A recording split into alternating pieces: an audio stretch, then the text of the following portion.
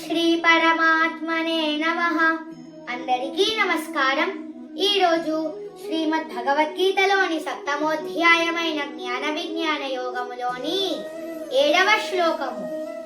మత్తః పరతరం నాన్యత్ కించిదస్తి ధనంజయ మయి సర్వమిదం ప్రోతం సూత్రే మణిగణా ఇవ.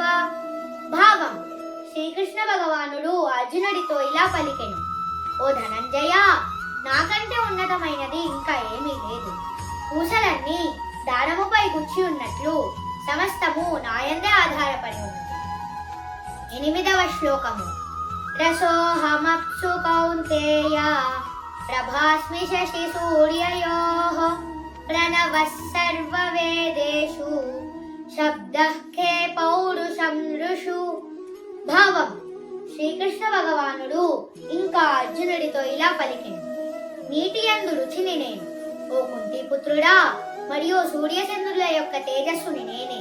వేదములలో నేను పవిత్ర ఓంకారమును అనగా ప్రణవమును, ఆకాశము యందు శబ్దమును, మరియు మనుష్యులలో వారి సామర్థ్యమును.